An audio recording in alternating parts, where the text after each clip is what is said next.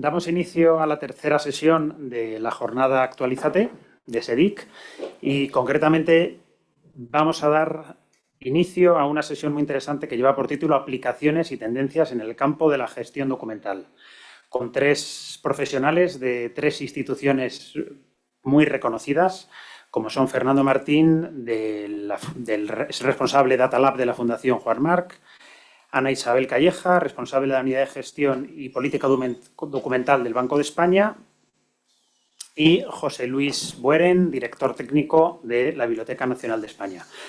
Por orden, va a comenzar su exposición y con una presentación. Cambiamos un poco el formato de las primeras dos mesas.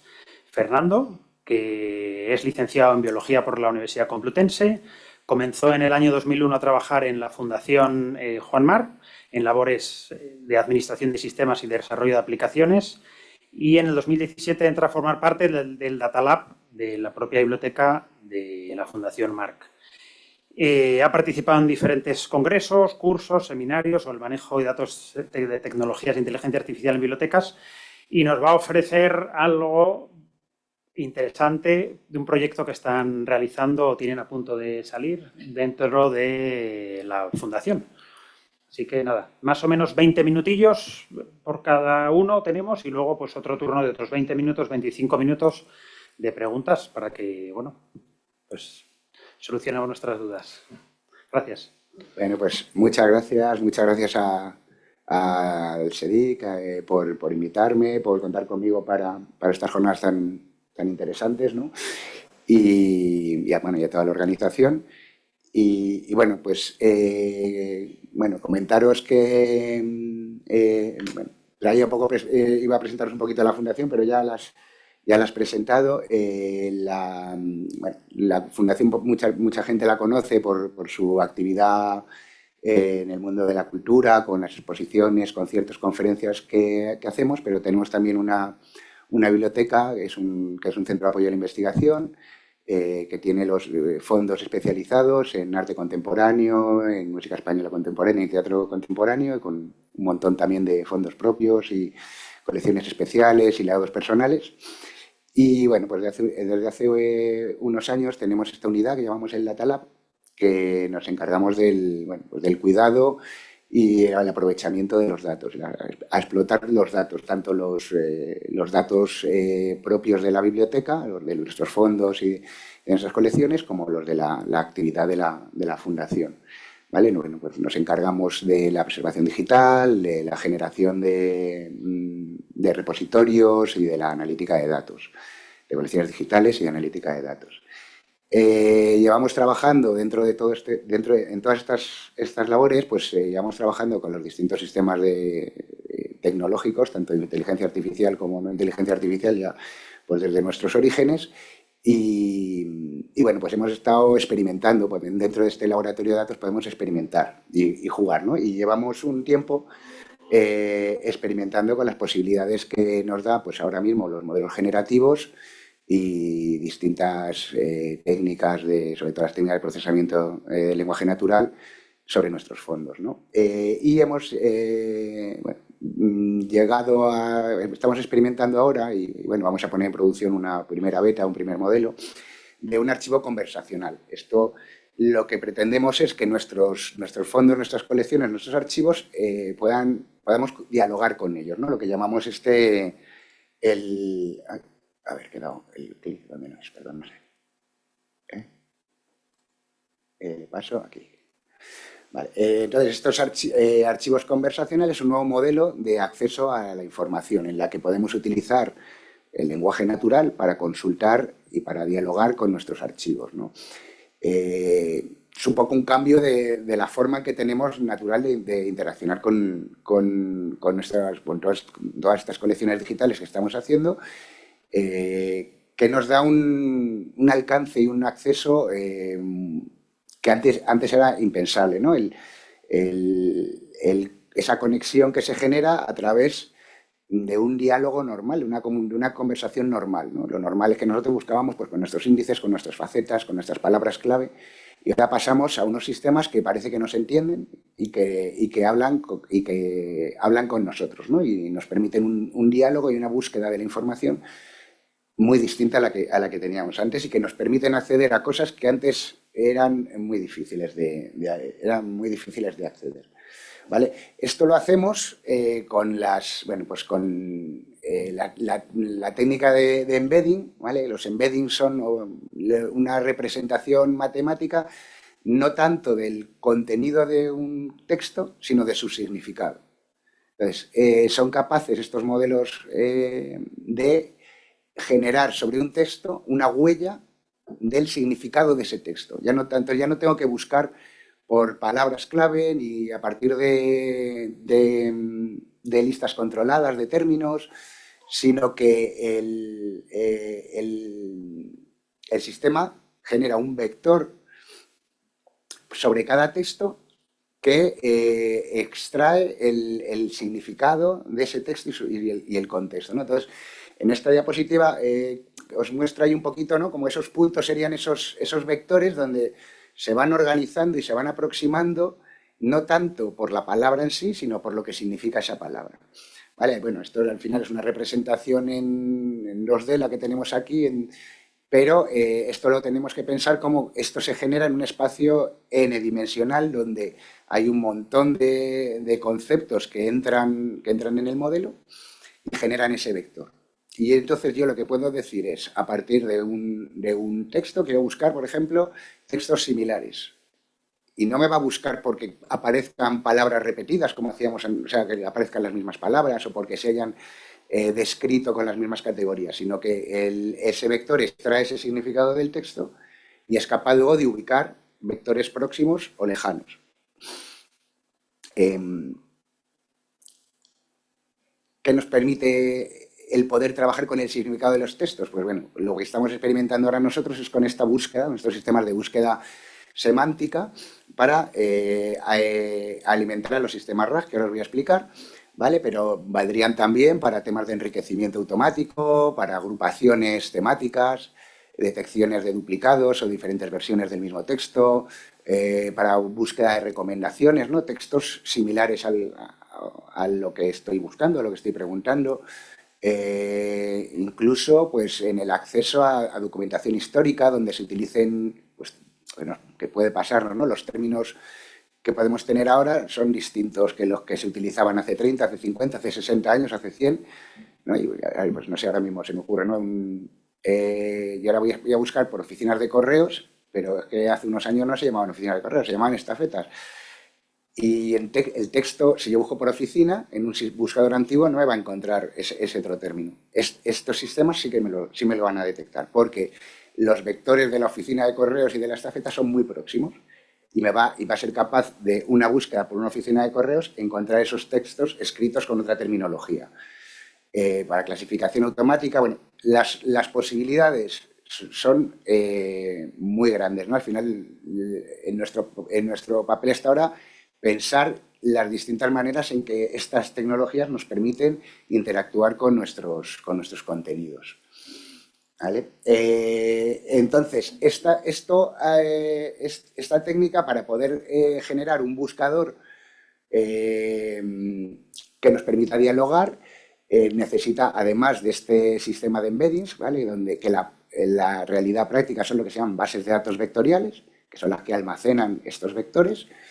Necesitamos también un LLM, ¿vale? Que es el que vamos a utilizar para usar el lenguaje natural. Va a ser el que va a entender, digamos, entre comillas, nuestra pregunta y buscar elementos, la base de datos vectorial va a buscar los elementos más próximos a esa pregunta. Y con esos documentos próximos, el LLM va a ser capaz de generar una respuesta coherente.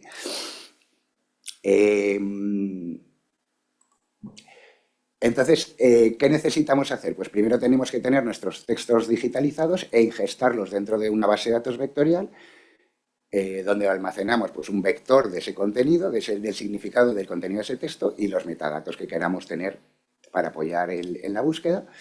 Una vez hecha esa ingesta depende, depende porque no podemos generar un vector de un libro.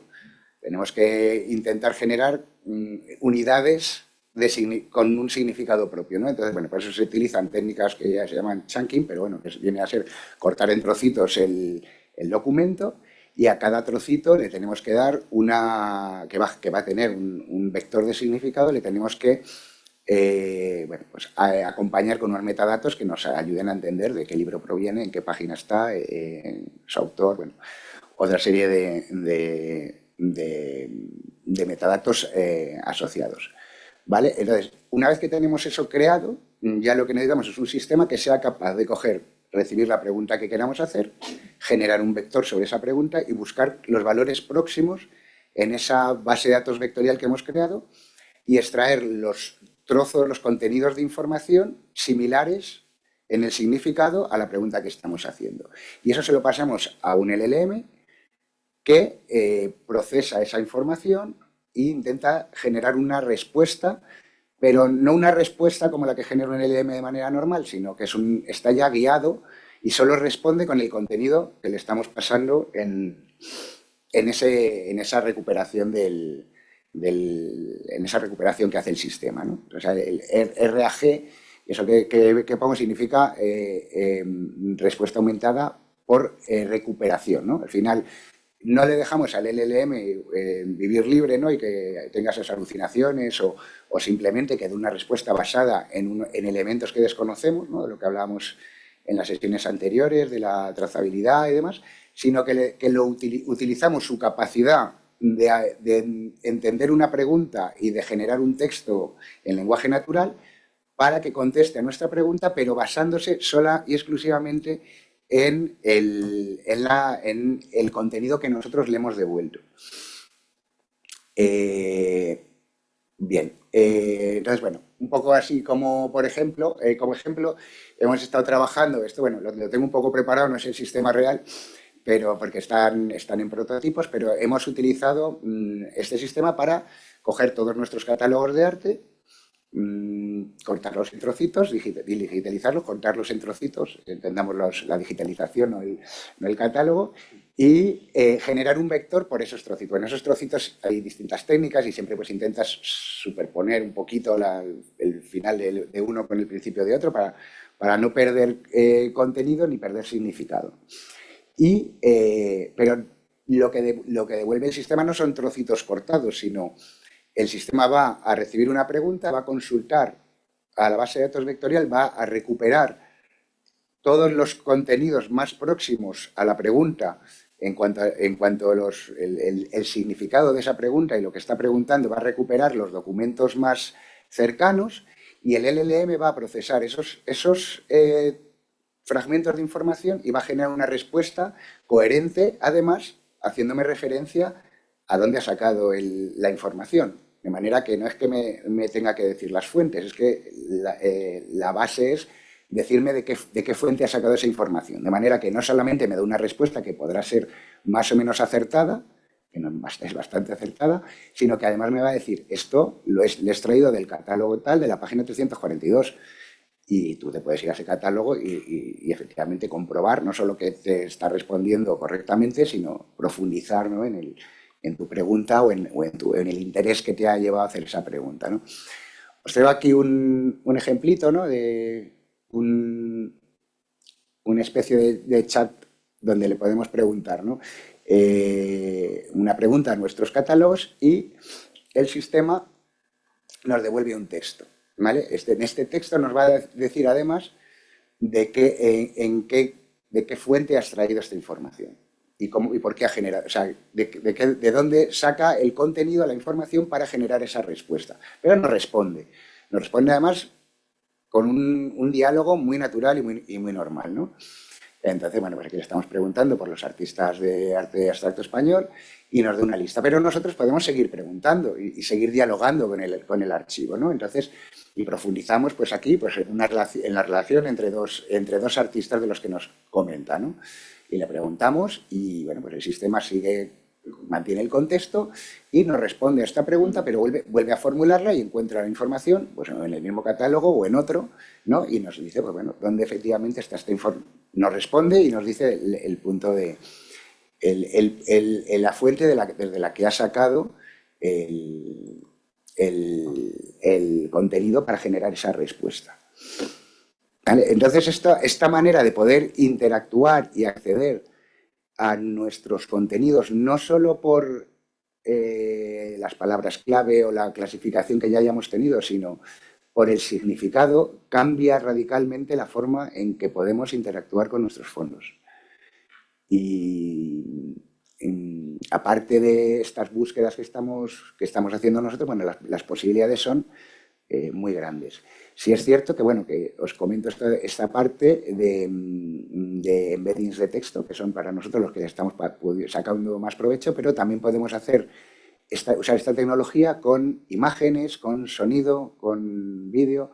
Hay modelos de embedding que incluso de varios a la vez, ¿no? Que el mismo sistema de embedding te pueda generar un vector de una imagen y de un texto. Entonces, bueno, pues a nosotros de primeras el texto nos ofrece unas posibilidades increíbles de forma de interactuar con nuestros fondos, pero tenemos fondos de fotografías, tenemos fondos de ilustraciones y estos sistemas, al final, de embedding de fotografías, pues nos pueden ayudar a encontrar obras similares, fotografías similares, a detectar objetos similares, o sea, imágenes que tienen objetos similares o un contenido similar, identificar personas. Bueno, las posibilidades no se quedan solo en el texto, sino también nos permiten hacer otro tipo de contenido. Pero bueno, nosotros el trabajo inicial, aunque sí que hemos experimentado también un poquito con otro tipo de embeddings, es con embeddings de texto. Y bueno, pues un poco como conclusión, lo que vemos es que el poder o sea, nos ha abierto una puerta a poder interactuar con nuestros contenidos, no buscando términos concretos, sino a partir del significado semántico de esos textos y de una manera muy natural, ¿no? Simplemente formulándole las preguntas que nos formularíamos entre nosotros. Y esta capa semántica con la que podemos ahora jugar nos abre una puerta a un montón de acciones y de sistemas que podemos generar.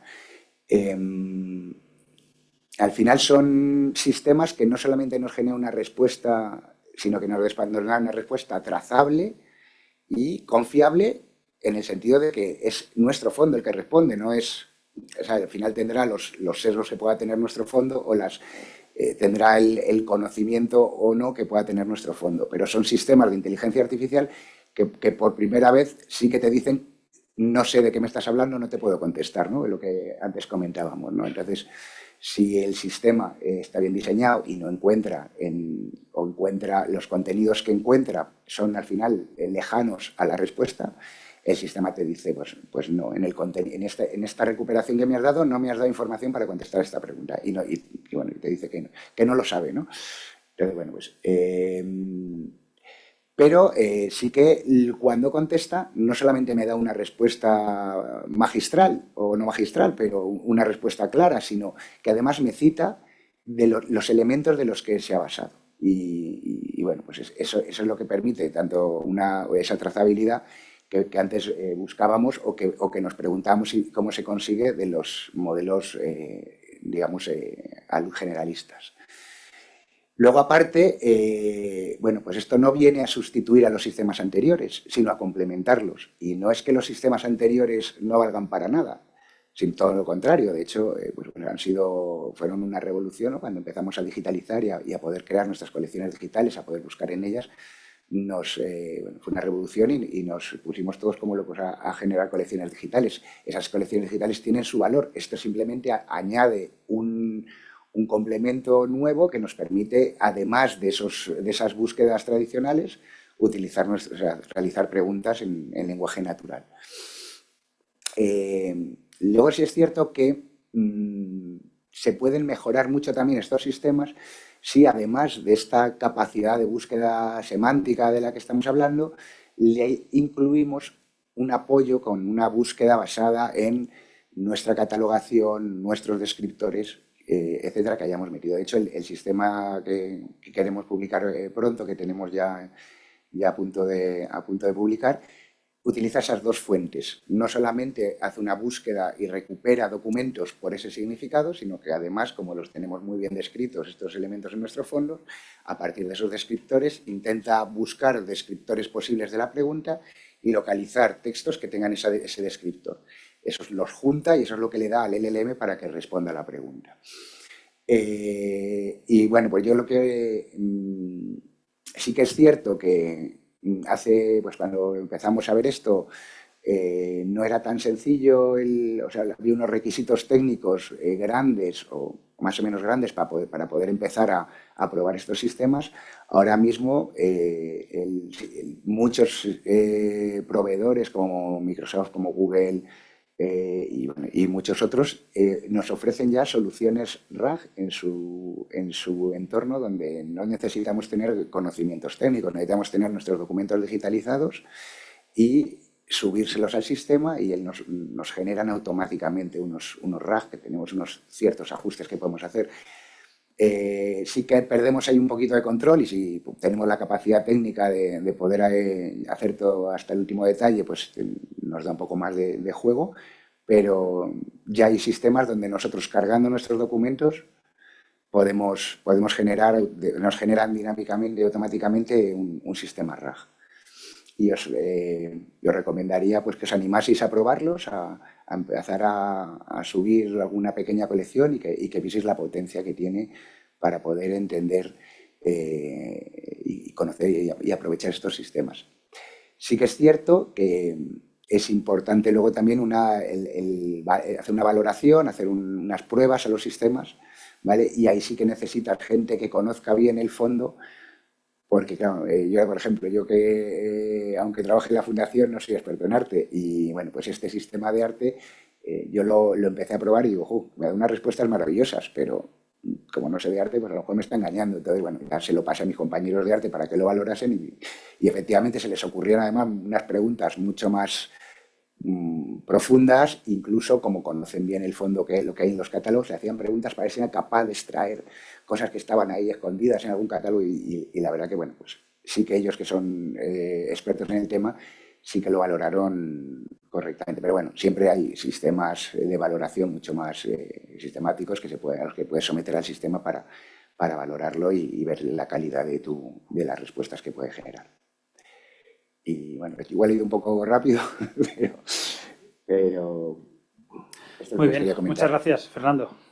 Muy interesante la propuesta. Muchas gracias. En segundo lugar, Ana, ¿tienes la presentación preparada? Sí.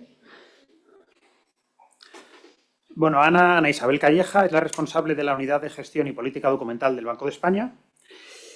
Es licenciada en Documentación por la Universidad de Alcalá de Henares de Madrid, máster en Documentación Científica y doctorado por la Universidad Carlos III. Cuenta con el programa de desarrollo directivo de SADE Business School. Ha formado parte de la dirección del servicio de archivo de la firma Ernst & Young España en el área de gestión de archivo, formación, desarrollo e implantación del sistema de gestión documental.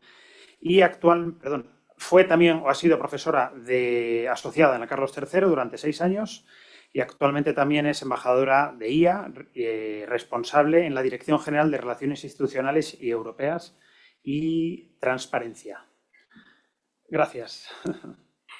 Muchas gracias, Juanjo. Bueno, es un placer estar con vosotros aquí, tanto con los que estamos presenciales como los que están online, que a veces cuando estás online te olvidas. O sea que muchísimas gracias y sobre todo también, bueno, por la organización, ¿no? Y por motivar este tipo de sesiones que son muy interesantes y al menos en mi opinión y en el Banco de España al final no deja de ser un aprendizaje, ¿no? Cuando estás con compañeros y con profesionales que también están en esto. Lo que he venido a contaros, bueno, es el trabajo que hemos venido desarrollando en el banco en relación con el uso responsable de la inteligencia artificial. Al final, cuando lo usas en procesos internos y quedan dentro de tu negocio, pues bueno, quizás no tiene tanto impacto. Pero cuando te enfrentas a poner a disposición, ¿no?, información a terceros, ¿no?, a externos, a ciudadanos, pues claro, el tema cambia por completo porque ya tienes una responsabilidad institucional, ¿no? Y en eso nosotros, pues bueno, como todos lo hemos estado analizando muy detenidamente y vengo un poco a contaros cómo ha sido esa progresión de transformación digital para aquellos donde estéis, o al menos donde estamos nosotros, si sirve de algo este recorrido por el que nosotros estamos pasando, pues que sea de ayuda. Y si tenéis alguna consulta o duda, aquí o fuera de esta sesión, pues estaremos encantados de ayudaros. Os voy a explicar cómo ha sido este contexto, ¿no?, esta génesis y contexto de transformación digital en el banco, y luego cómo es nuestra visión y objetivos estratégicos, ¿no?, en relación con la inteligencia artificial, los principios éticos que hemos definido, el modelo de gobierno, y luego cómo estamos aplicando esta experiencia práctica en el campo de la gestión documental. En el banco hay muchas más iniciativas y muchas más ideas, no solo aplicadas al campo de la gestión documental, pero como veréis en la presentación, nosotros como Gobierno de la Información y el Conocimiento tenemos un papel muy importante y muy representativo, porque al final, bueno, pues dentro de lo que es el área, ¿no?, de nuestra división y de nuestro departamento, como gestión documental, como archivos y como la propia transparencia, ¿no?, frente a los ciudadanos, pues yo creo que es importante el papel que jugamos en este momento, ¿no?, con la inteligencia artificial y cómo se aplican estas tecnologías. Bueno, en el banco, ¿cómo se ha gestado esto, ¿no? Bueno, nosotros hemos tenido dos planes estratégicos, ¿vale? El plan estratégico 2020-2024 y el que estamos actualmente, el 2030, en el que inicialmente en ese plan estratégico del 2024 se focaliza en el impulso de las tecnologías, ¿vale? Siempre hemos utilizado tecnologías, como decía muy bien Fernando. Bueno, pues es que este ha sido un camino en cualquier institución más lento, más rápido, más lo que sea. Hemos estado utilizando tradicionalmente tecnología, ¿no? Pero bueno, aquí con este cambio, ¿no?, tan radical, ¿no?, de la inteligencia artificial, bueno, pues se pone ese foco y formalmente se crea un programa de transformación digital. Aquí lo que se crea en este programa es un equipo multidisciplinar que está formado pues, por técnicos de sistemas, negocio y realmente lo que son parte de áreas funcionales, ¿no? Entonces, bueno, aquí hay una figura muy importante que se identifica, que es el Digital Champion, que lo que pretende es acompañar en este proceso de transformación a las unidades de negocio. ¿Por qué? Porque al final, los técnicos de sistemas, se lo comentaba Fernando, es que voy un poco también a lo que has comentado, porque yo creo que enlaza muy bien. El técnico de sistemas entiende de sistemas, los conoce muy bien y aplica la tecnología, ¿no?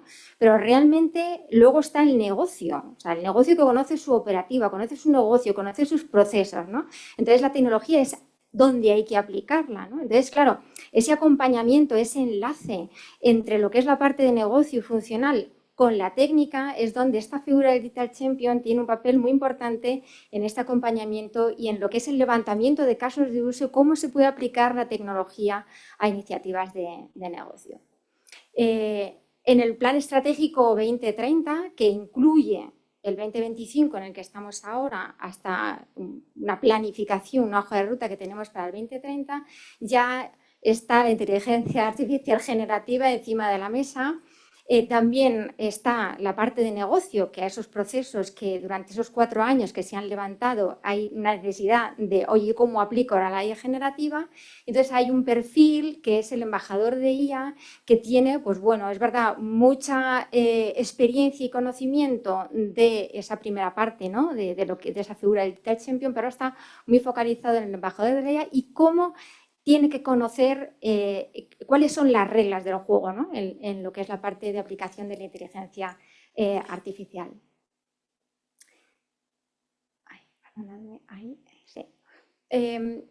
Nosotros cuando planteamos cómo tenemos que aplicar la inteligencia artificial basada siempre en la normativa, en la IAT, bueno, pues al final consideramos que tenemos que tener una visión, ¿no?, común de todo el banco y unos objetivos estratégicos.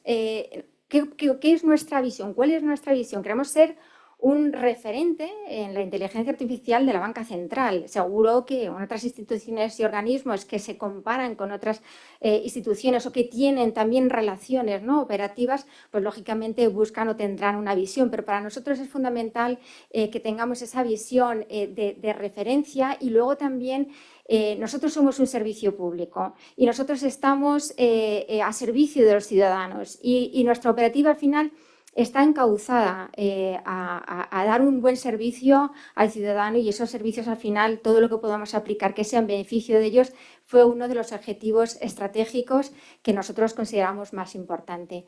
¿Qué ocurre? Bueno, pues os pasará en vuestras organizaciones, pues en nuestro caso hay un desconocimiento de cómo... ¿Qué es la inteligencia artificial? ¿Te crees que aprietas un botón y ya se hace todo? Aquí no es así, ¿no? O a lo mejor los que nosotros estamos metidos en esto lo conocemos más, pero cuando vas a una unidad operativa de negocio y dices, a ver, ¿tú qué es lo que quieres hacer? Yo quiero hacer esto, ¿no? Bueno, pues no es tan fácil, ¿no? Entonces, esa parte de capacitar, no en la parte técnica, sino de entender cuáles son las herramientas, ¿no?, y cómo puedes aplicar la inteligencia artificial, consideramos que era importante, ¿no?, en lo que son los objetivos estratégicos. Y luego lo que consideramos que había que tener un modelo de gobierno, o sea, cómo se encauza esto desde el principio hasta el fin, cómo se implementa una iniciativa de principio a fin, cuáles son las que son prioritarias, cuáles son aquellas que son importantes, cuáles son las que aportan más valor, cuáles son las más transversales, cuáles son aquellas que no tienen riesgos o que sí. Y entonces, si tienen riesgos, hay que analizarlos. Es decir, este modelo de gobierno, que intentaré contaros de forma resumida, es muy importante para ordenar y para organizar cómo se aplica la inteligencia artificial de acuerdo con la normativa de la IAT. Bueno, nosotros tenemos estos principios éticos que si a lo mejor buscáis referencias, ¿no?, de qué tienen otros organismos, seguramente sean muy parecidos, porque nosotros hemos hecho benchmarking, hemos hablado con instituciones, hemos visto cómo ha sido su experiencia, sus éxitos, sus fracasos, qué era lo importante, ¿no? Nosotros tenemos estos principios éticos que nosotros consideramos que la inteligencia artificial, como decía antes, y para nosotros es muy importante, está centrada en las personas, para nosotros totalmente en la sociedad y sobre todo también tenemos que tener cuenta de que hay un derecho, ¿no?, hay un respeto y unas garantías, ¿no?, que la intervención humana pues también se equivoca, pero la inteligencia artificial, si no está supervisada, también, ¿no? Entonces, bueno, eso es importante. Y luego, bueno, hemos visto, ¿no?, en pruebas y en procesos que la equidad y la inclusividad es totalmente, o sea, es importantísima, ¿no?, porque luego esos resultados, ¿no?, esa supervisión que haces sobre esos procesos que puedas implementar tienen que estar totalmente libres, ¿no?, de discriminaciones. Y luego lo que es la parte de transparencia, ¿no? No solo porque ese sea una administración pública, sino porque tú al final tienes que saber interpretar por qué te han dado esos resultados, ¿no? Tienes que explicarlos, o sea, tienes una responsabilidad que también está enlazada con la parte de rendición de cuentas, pero bueno, eso consideramos que esos principios son fundamentales. Y luego lo que es la parte de seguridad y privacidad dentro de los procesos que se siguen en este análisis de ideas, ¿no?, de aplicar inteligencia artificial a los procesos de negocio, al final se pasa por un proceso de revisión de riesgos. O sea, ¿qué proceso de negocio quieres aplicar inteligencia artificial? Bueno, pues mira, es este. ¿Cómo lo haces? De esta manera. ¿Qué tipo de datos trabajas? ¿Trabajo esos datos? ¿Trabajas con aplicaciones de negocio? Trabajo con aplicaciones de negocio. O sea, en cuanto a ciberseguridad, ¿quién puede acceder? O sea, quiere decir, hacemos un análisis muy exhaustivo y pasa por un proceso de aprobación y de revisión muy exhaustivo para tener claro que lo que se va a implementar, si corre algún riesgo, que esté completamente identificado.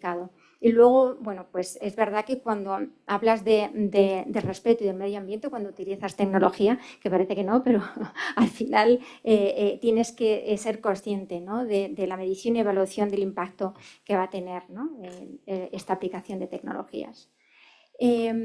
Bueno, nosotros teníamos estas líneas de acción que he venido comentando y que, bueno, las he plasmado aquí porque consideramos que que era importante.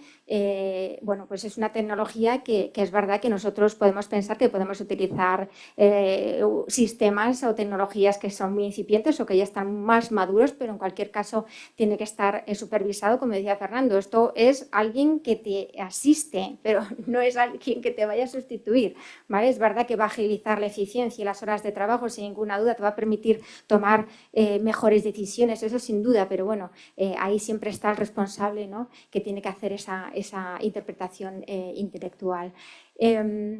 Bueno, nosotros dentro de lo que hemos ido trabajando, ahora os mostraré ejemplos, pero siempre vemos cuál puede ser el modelo más adecuado. ¿Por qué? Porque a lo mejor hacemos pruebas de conceptos que las metemos en un cajón, o a lo mejor hacemos pruebas de concepto que tienen viabilidad y que tienen posibles consideraciones a efectos de uso, transversalidad, escalabilidad, y en ese sentido, bueno, somos muy cautos, ¿no?, a la hora de revisar esto. No ponemos aquí no usar modelos grandes por moda, sino realmente ver que son efectivos. Y luego también, bueno, pues lógicamente, como todos, hacemos una evaluación del coste, ¿no?, del coste-beneficio, porque esto en recursos, en aplicaciones y en tecnología es muy costoso, y al final, bueno, pues tienes que hacer esa evaluación, ¿no? Bueno, no sé si os ha pasado a vosotros, a nosotros sí, son perfiles muy técnicos, que están muy demandados, son muy profesionalizados y al final, pues bueno, no es que sea algo que esté bueno, pues disponible, ¿no?, en el mercado. Hay mucha demanda, pero bueno, hay bastante escasez en el mercado. Y bueno, lo que os comentaba, nosotros consideramos que tiene que haber una inteligencia artificial aplicada, gobernada, y consideramos, como decía, el gobierno del conocimiento. Ahora os mostraré cuál es nuestro centro del conocimiento y entenderéis la importancia del área de la gestión documental y del archivo en los procesos de negocio. Bueno, aquí simplemente os he puesto unas líneas, ¿no?, de cómo está planteado el modelo de gobierno. Estamos siempre alineados con los principios éticos que os he mostrado y por supuesto, cumplimiento de los requisitos de la normativa. Como os decía, hay una revisión y aprobación de todas las iniciativas y aplicación de la IA, pasan por diferentes responsables del área de protección de datos, de ciberseguridad. Bueno, pues hay una revisión, ¿no?, de esos procesos, de esas ideas que se pueden aplicar. Por supuesto, hay canales, y debe de haber canales de incidencias o de resolución de problemas, y luego lo que sí estamos muy enfocados en lo que es la difusión de esta cultura, ¿no?, interna de la responsabilidad de la inteligencia artificial. O sea, nosotros tenemos que ser conscientes que cuando aplicamos un modelo, ese resultado es responsable, esa unidad que conoce muy bien ese proceso y que los resultados son óptimos para poder darlo como válido. Bueno, aquí, dentro de lo que es la experiencia práctica, os muestro nuestro modelo documental corporativo, que seguro que en alguna otra sesión, si habéis participado, pues bueno, a lo mejor os resulta familiar.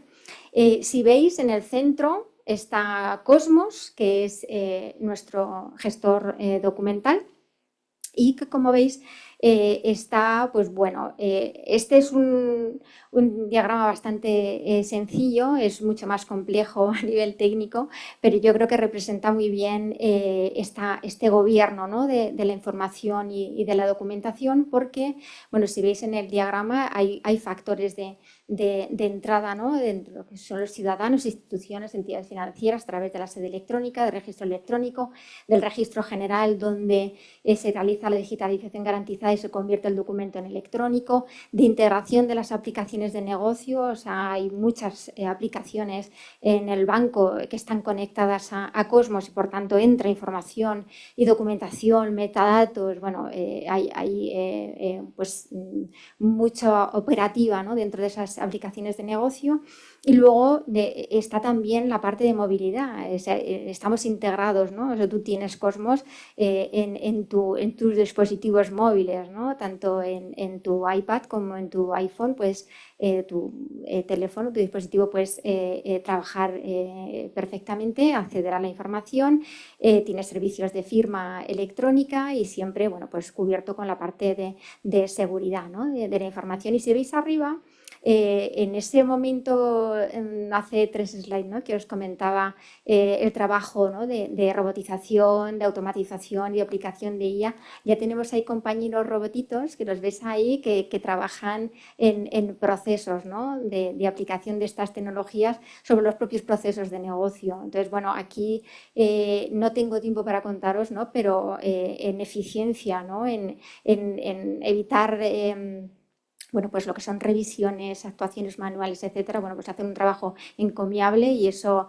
ha adquirido mucho valor, ¿no?, dentro de los procesos de negocio, los propios procesos de automatización. Y luego tenéis la parte de integración con aplicaciones de colaboración, ¿no? Si conocéis Teams, bueno, pues ahí tienes integraciones, ¿no?, para poder colaborar con documentos dentro de lo que es la parte de Teams integrado con Cosmos, de Confluence, ahora estamos con OneDrive y SharePoint también, y luego lo que son la parte de metodologías ágiles. También tenemos procesos que se han robotizado y que se ha aplicado inteligencia artificial para procesos, por ejemplo, de contratación. Hay muchas iniciativas aplicando tecnología que funcionan a día de hoy perfectamente. Y luego, bueno, pues esas salidas, ¿no?, que estamos conectados también con las plataformas del Estado y si conocéis algunas de ellas, pues también aplican procesos de robotización, automatización y IA, ¿vale?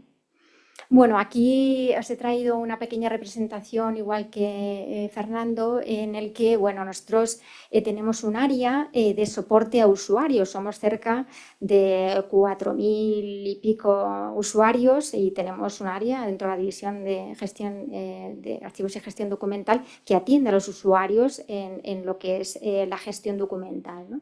Entonces, bueno, es verdad que nos demanda muchísimo tiempo porque al final es verdad que cada uno dentro de su operativa es experto en su operativa, pero no en el uso de gestores documentales, no sé si os pasará. Entonces, bueno, nosotros tenemos muchísimas consultas de nuestros usuarios y bueno, dijimos, oye, ¿qué nos puede ayudar la inteligencia artificial, ¿no?, para que podamos dar soporte a los usuarios? Bueno, pues hemos creado un asistente conversacional con Copilot Studio y bueno, estamos ahora en modo pruebas. Lo que hemos hecho es preparar esa base de conocimiento a través de un agente. O sea, le hemos dicho a la gente, conviérteme esta base de conocimiento para que tú la puedas entender y me puedas responder. O sea, nos costó llegar ahí porque cambiamos la base de conocimiento porque no se entendió por parte del asistente y al final dijimos, no, si hay un asistente que ya te replica esto, ¿no? Bueno, pues al final hemos conseguido a Cosme, que le veis aquí,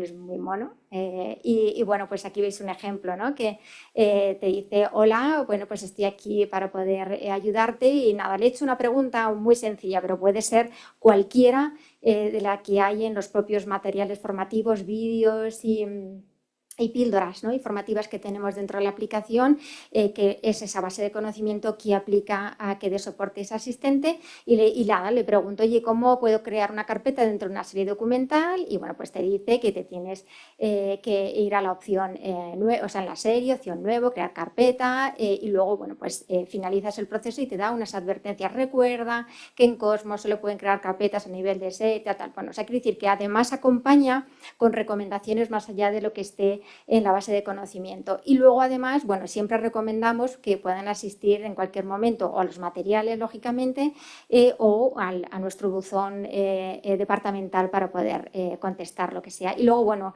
esto, como todos los asistentes, al final pides feedback, ¿no? Si te ha respondido bien, mal, y luego, bueno, pues cómo ha sido tu experiencia un poco para que nosotros también podamos evaluar las métricas y la medición de éxito de este asistente. Luego estamos también, y dentro del Plan Estratégico 2030, analizando nuestro servicio de punto de información del Banco de España. Actualmente este punto de información es presencial. Vas a las oficinas bien de Madrid o de las sucursales y tienes un punto de información donde, como en cualquier organismo, vas, preguntas y, oye, ¿dónde puedo hacer esto, no? Entonces, bueno, nosotros tenemos ese servicio que es presencial lo que estamos haciendo es convertirlo también en un asistente que pueda resolver, ¿no?, como punto de información consultas de alto nivel por parte de los ciudadanos. Igual lo que hemos hecho es preparar esa base de conocimiento que nosotros ya tenemos en el servicio, y además también lo hemos probado con las propias personas que trabajan en el punto de información, porque como decía Fernando, quien mejor sabe si te está dando un buen resultado es la persona que conoce esa información. Es lo mejor para poder probar el sistema, ¿no? Entonces, bueno, han trabajado el equipo de registro, que es donde está el punto de información, un poco en estas pruebas, y bueno, lo que queremos es que sea unas consultas de primer nivel, porque si veis el gráfico que os he mostrado antes, o sea, hay mucha más información. O sea, os podéis imaginar portales, sitios web, bases de datos, el call center de la CIR, el call center de reclamaciones, o sea, hay un universo de información, ¿no? Entonces, eso será escalable y lo iremos viendo cómo podemos llegar a toda esa información. En principio es alto nivel, punto de información, y lo implementaremos por fases. ¿Por qué?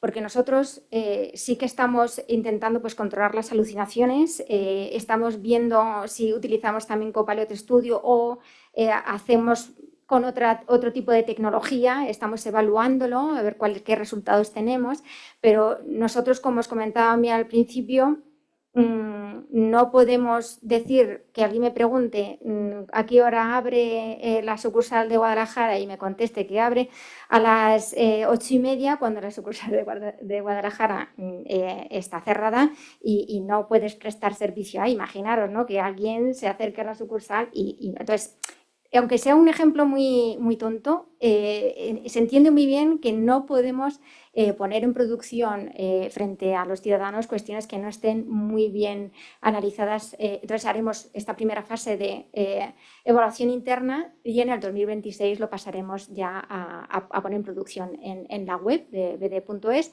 en la sede electrónica Banco de España o en otro sitio web que consideramos que es interesante. Actualmente lo tenemos en pruebas. Bueno, y por último, por si os da algún tipo de idea dentro de vuestras organizaciones y dentro también del Plan Estratégico 2030, se ha lanzado un programa que se llama Innovation Challenge. Bueno, lo que pretende es fomentar esa inquietud, ¿no? Esa ambición, ¿no?, de, jolín, yo unidad de negocio que estoy siempre aquí con mis cosas, voy a ver de lo que estoy haciendo y de los resultados que estamos teniendo a nivel de banco, qué es lo que puedo hacer yo que me puede ayudar la IA, ¿no? Entonces, al final lo que se pretende es que de manera individual, bien por una persona, por un equipo de 3 personas como máximo, bien de un área de negocio o varias áreas de negocio, se presenten con ideas, bueno, pues innovadoras y que realmente aporten valor al banco, ¿no? Entonces, bueno, ha sido muy interesante porque, claro, nosotros dentro de nuestra área lo que hemos propuesto es aplicar inteligencia artificial a nuestro gestor documental, ¿no?, como fuente de información y conocimiento. Y bueno, un poco líneas generales, y no es por no extenderme mucho, lo que pretendemos es que pueda responder preguntas sobre el contenido. Imaginaros millones y millones de documentos, millones y millones de metadatos, o sea, imaginaros el océano de la información, o sea, que puedas hacer preguntas sobre el contenido, que pueda hacer comparativa de documentos, que te pueda hacer resúmenes automáticos, que traduzca los documentos, que los pueda clasificar con ese metadata o bien con el contenido.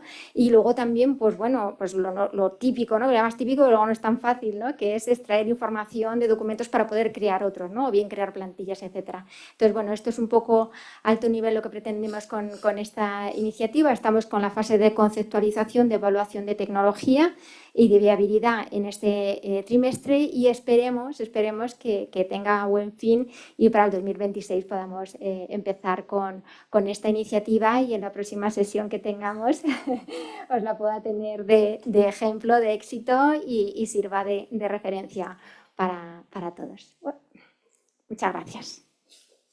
Muchísimas gracias, Ana.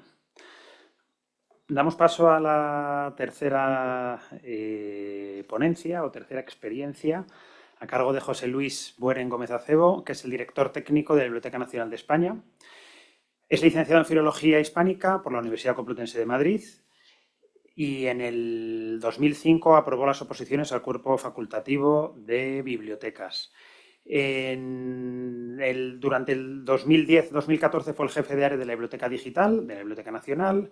Del 14 al 17 fue el director de la Biblioteca Digital y Sistemas de Información. Y desde el 17 hasta la actualidad es el director técnico de la Biblioteca Nacional de España. Gracias. Pues muchas gracias. Muchas gracias a SEDIC también por la invitación a la biblioteca y a la Complutense que nos acoge. Además, aquí quiero de las partes de currículum, pero el DEA lo saqué aquí, entonces me hace también mucha ilusión, que hace un montón de años que no venía. Yo tengo un problema con la presentación, bueno, dos. Uno es que se me han desordenado las diapositivas del final porque he querido añadirlas deprisa y corriendo, mal, y lo he hecho mal. Y el otro problema es que no me puedo tocar en la mesa con Fernando porque hacen todo lo que nos gustaría tener ya hecho en la Biblioteca Nacional y ellos porque ya han contado esto que me parece impresionante y no ha contado otras cuantas cosas de reconocimiento de personas en fotografías, transcripción de escritura manuscrita, etcétera, que hacen y que para nosotros la verdad es que son inspiradoras. Sobre la Biblioteca Nacional no me voy a detener mucho, entiendo que todo el mundo está más o menos familiarizado. Somos una institución fundada hace más de 300 años, ingresamos por depósito legal al año en torno a 500.000 de documentos de todos los tipos, libros, prensa, revistas, partituras, mapas, videograbaciones, registros sonoros, todo esto. Y también todo el contenido que nace digital desde hace ya muchos años. Un robot de la biblioteca rastrea la web y guarda sitios web. Tenemos ya, me parece que me dijo ayer la responsable de la división de productos y servicios digitales ahora, que tenemos 4 petas de información web recolectada. También libros, periódicos y revistas nacidos digitales. Y desde hace también unos 2 años las versiones digitales de los libros y de la prensa y revistas que se edita. Esto no se cumple al 100%, fue una reforma de la ley de depósito legal y estamos en ello, pero tiene un cumplimiento bastante bueno. Entonces, esto es por tener estimamos en torno a 30 millones de documentos conservados en la Biblioteca Nacional. Esto es un poco porque en realidad me importa el contexto para también explicar en cómo ve y cómo afrontamos en la Biblioteca Nacional el asunto de la inteligencia artificial. Entiendo que esta mañana, que desgraciadamente no he podido venir, habréis hablado de definiciones.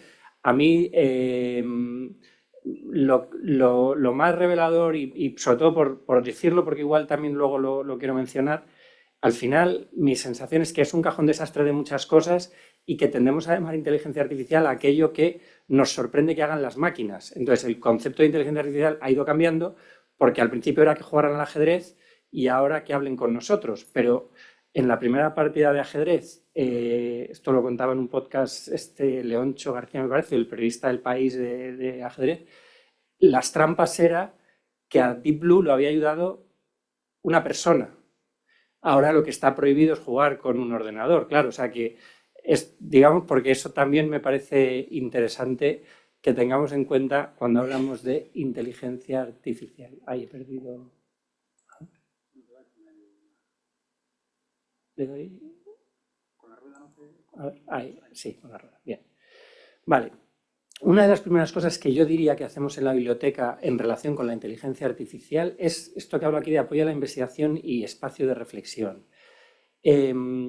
Todo este corpus que tenemos, que la ley dice que la biblioteca tiene que conservar, tiene que incrementar, etcétera, antes que para nosotros está para los usuarios. Entonces esto también determina mucho las prioridades de la biblioteca. Nuestro primer trabajo es poner las cosas a disposición y procuramos dar todas las facilidades y nos hace mucha ilusión cuando son otros los que, utilizando técnicas de inteligencia artificial, consiguen cosas con nuestras colecciones. A mí me hace más ilusión que algo que, bueno, no sé, pero bueno, o tanta ilusión, digamos, ¿no?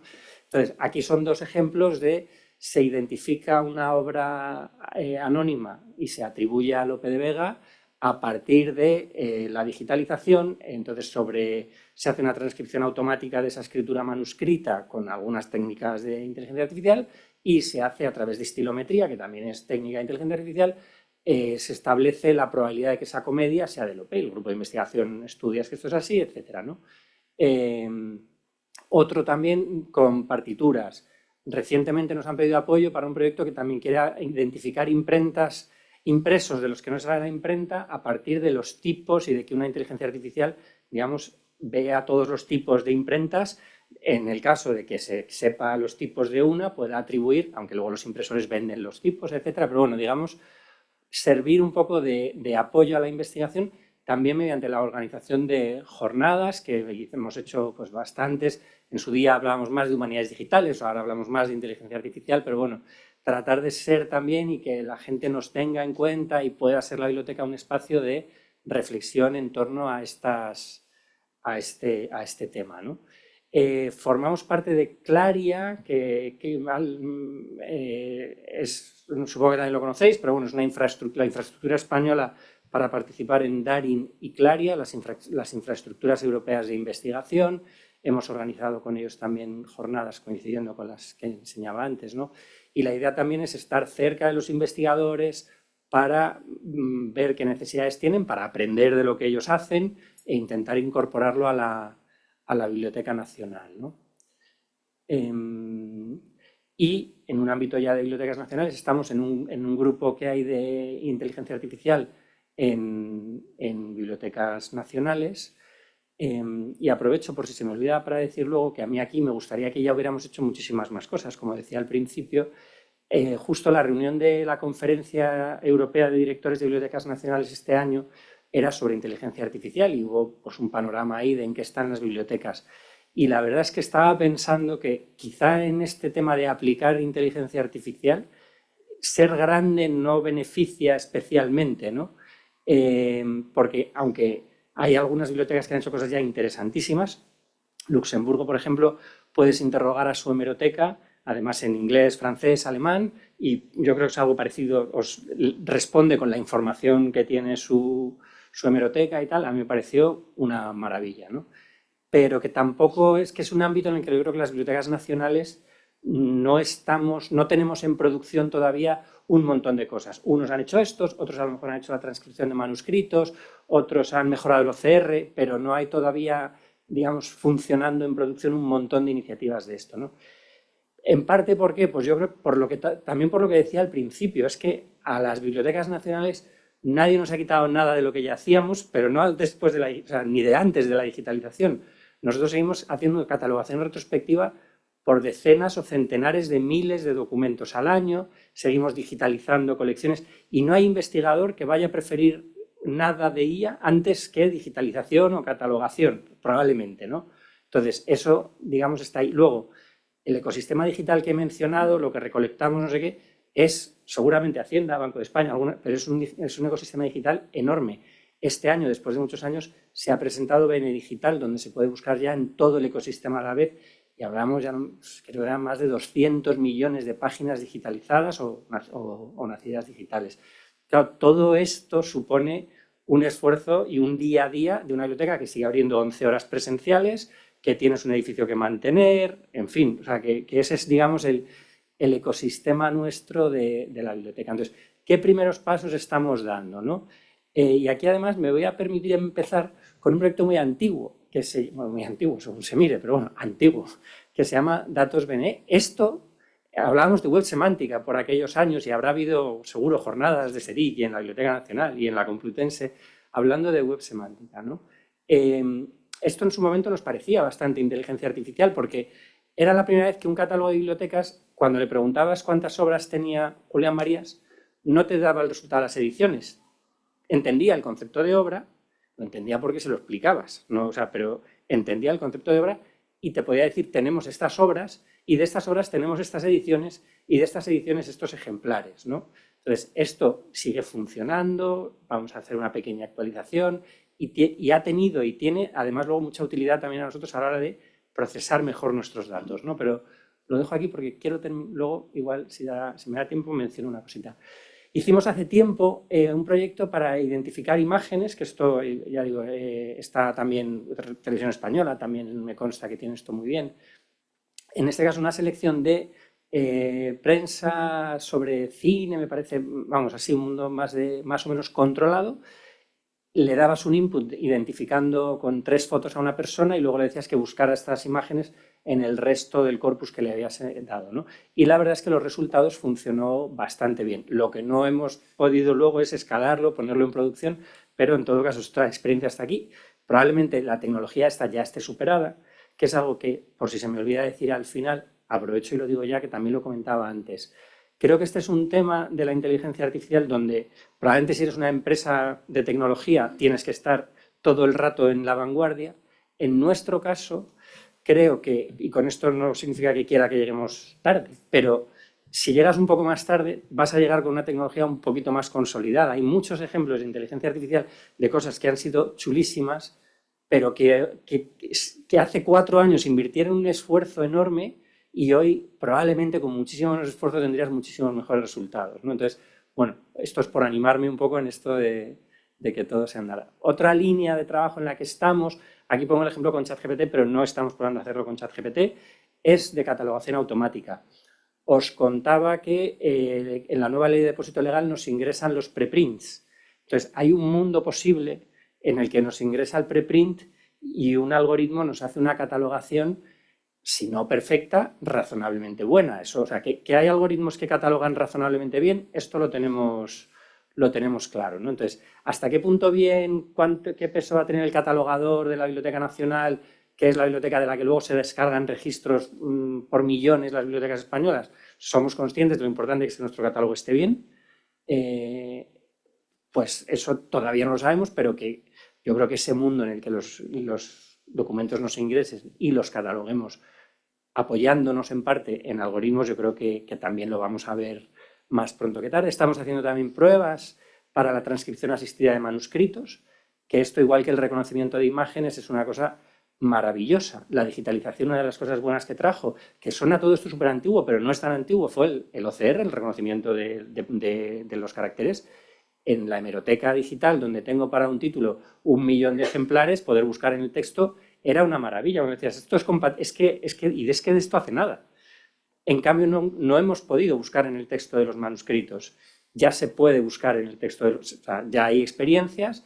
Los compañeros de la Asociación de Archivos Estatales tienen ahí un ejemplo de producción de hace un tiempo y ahí esto está ya, digamos, es muy conseguible, ¿no? Entonces, estamos en ello. Yo aquí sí que, bueno, vamos a ver si podemos entrar a un modelo, estamos en ello y podemos ponerlo en producción, una parte de manuscritos ya indexados, que se pueda buscar sobre ellos.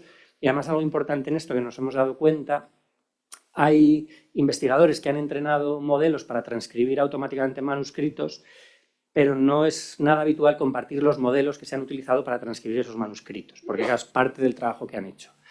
Entonces, nuestra idea en esto sí que va a ser compartir los modelos, de manera que si hacemos un modelo para transcribir manuscritos del siglo XVIII y luego del siglo XVII y luego del siglo XVI, los modelos que hagamos los pondremos para que cualquiera pueda utilizarlo con sus manuscritos del siglo XVI, etcétera, o tipos de letra, etcétera. O sea que eso es un poco el... Y entonces, esto es en lo que se refiere a cosas más o menos reales, de pruebas que estamos haciendo. Posibilidades para el futuro, y cuando digo posibilidades también pienso en cosas reales, pero que todavía no hemos probado.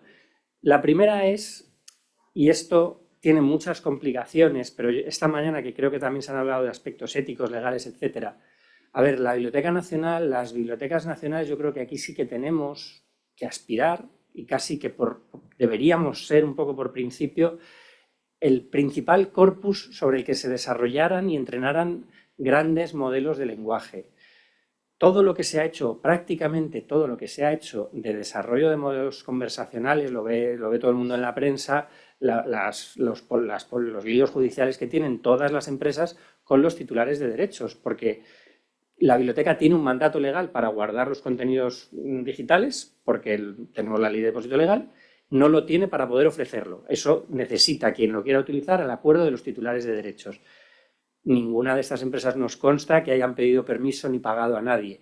Probablemente, en su lógica, prefieren pagar una multa que esperar a tener un acuerdo, etcétera, etcétera. Esto será cosa de ellos, ¿no? Pero digamos que aquí, como institución, yo creo que si la Biblioteca Nacional, las bibliotecas nacionales, conseguimos encontrar una vía legal de que se puedan utilizar nuestros datos, que además son crecientes, porque cada día recolectamos, cada día ingresan más, cada día digitalizamos, podemos ser, en un mundo donde la inteligencia artificial va a ser un factor fundamental, pues tener, además de toda la importancia que tenemos como instituciones ya, pues otro aspecto importante de nuestro caso. Y contribuir ahí sí, además, a un desarrollo de una inteligencia artificial, digamos, más ética, en el sentido de que los datos se han obtenido legalmente, puedes controlar los sesgos, tenemos contenidos, que nosotros lo que guardamos no significa que sea verdad, significa que se ha publicado, pero que también en un mundo, digamos, de mucha información falsa, dudosa, discutible, etcétera, pues también en eso la biblioteca tiene todo el contenido de lo publicado. Insisto en que lo publicado no es verdad, solo es publicado, pero bueno.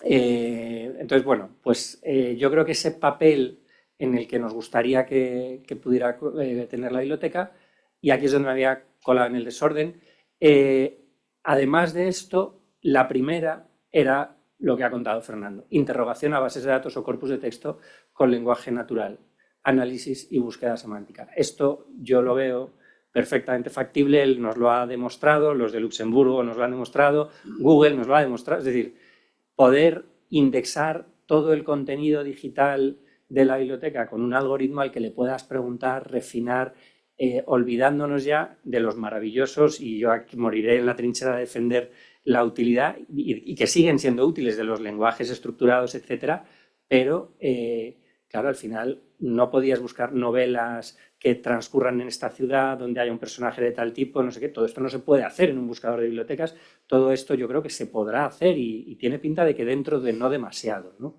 Entonces yo creo que para mí ese puede ser la gran revolución a la hora de acceder a la información, y el resto es un poco más de las mismas cosas, pues mejora de procesos de CR, transcripción de manuscritos, partituras, identificación de elementos, un poco lo que ya sabemos que estos algoritmos hacen, mejora de servicios, pues asistentes virtuales, asuntos de esto no es directamente relacionado con IA, pero quería mencionarlo, el papel de las bibliotecas en alfabetización, identificación de informaciones falsas o creadas por IA, etcétera. Yo creo que ahí también hay un papel que se puede tener, y mejora de procesos internos también, que como toda institución tenemos un montón de procesos internos que si podemos utilizar inteligencia artificial para mejorar, pues bienvenido sea. Lo que había desordenado, y si no voy mal de tiempo, sí, cuento muy brevemente, me ha hecho mucha ilusión, le he preguntado a ChatGPT cuántas obras de Javier Cercas hay en el catálogo de la Biblioteca Nacional.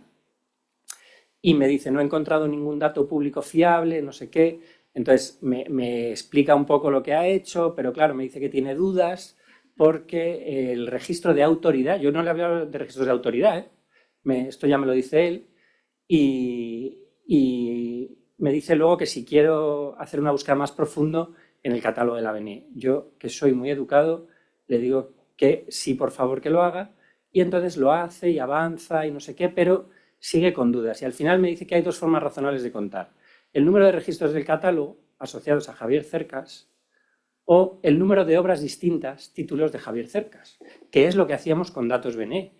Y es que está usando datos BNE, porque aquí no sé hasta qué punto se ve, pero ayer, cuando hacía otras búsquedas similares, me daba los identificadores de datos BNE, ¿no? Y entonces me dice que elija las opciones, le digo que opte por la del B, y me da los resultados de las obras. Entonces, ver esto, digo, es un poco como cuadrar el círculo de lo que hacíamos, lo que hacemos con datos BNE, y cómo ahora un algoritmo en realidad lo está utilizando en gran medida, porque no tiene fácil sino sacar esta información interrogando el catálogo, ¿no?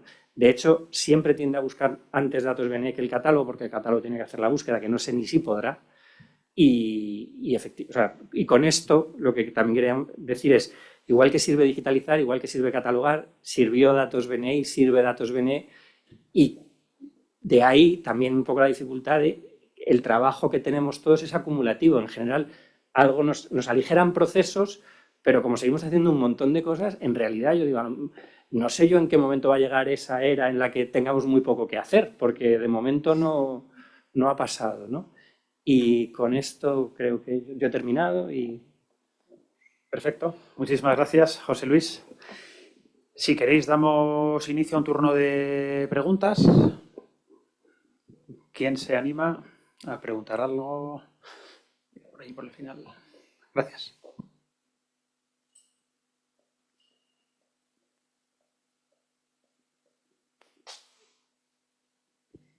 Muy buenas tardes y gracias a los tres ponentes de esta mesa, así como al moderador de la misma. Y mi pregunta va dirigida a la última intervención y es también en relación al último comentario o aportación que ha realizado.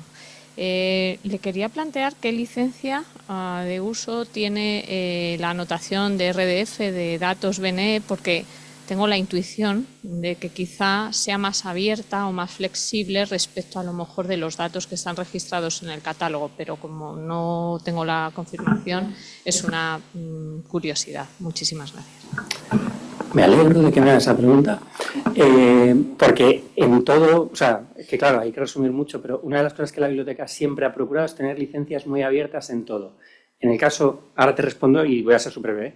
Por ejemplo, nuestras imágenes se permite cualquier uso, incluso comercial, solamente citando la procedencia de la imagen, porque esto también, 30 segundos, el cobrar por usar la imagen, o sea, si pides la reproducción en alta resolución, sí, porque hay un trabajo y una tasa pública, pero cobrar por usar la imagen, al final cobrábamos a estudiantes que querían publicar un artículo, una monografía con una imagen de la BNE, que qué mejor destino de una imagen de la BNE, y le acabas cobrando 25 céntimos, un proceso de espera que te hago el presupuesto, ingrésamelo por transferencia, no sé qué. En el caso de los datos, desde hace muchísimos años los datos de la biblioteca son CC0, los del catálogo y los de datos BNE. La diferencia es el modo de publicación. Datos BNE es una ontología que es muchísimo más fácil de indexar y de comprender por los buscadores.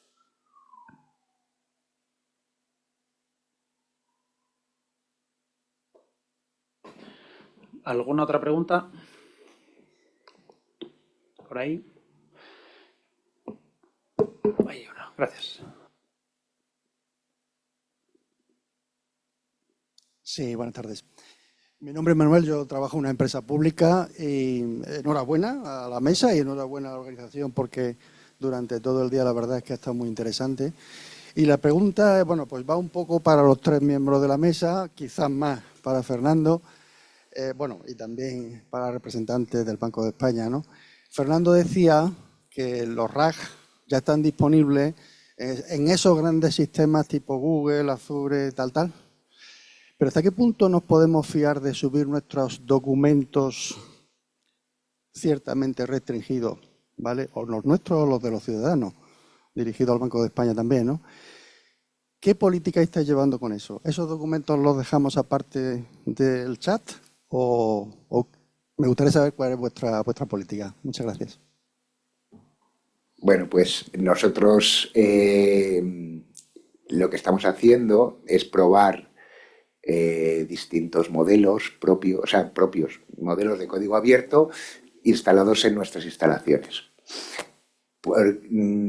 Además, también estamos utilizando también otros servicios en la nube de OpenAI y demás. De hecho, los utilizamos para comparar la calidad de nuestros modelos, de los modelos que decidimos utilizar y lógicamente en los casos que os he comentado pues un archivo de prensa o nuestros catálogos que están publicados gratuitamente en la web, pues nos da igual, nos da igual hasta cierto punto, porque si mi sistema local me da mejor respuesta o es un sistema muy utilizado y tengo que estar pagándole un dineral a ChatGPT y eso lo puedo tener yo en mi infraestructura, pues nosotros preferimos tenerlo en nuestra infraestructura.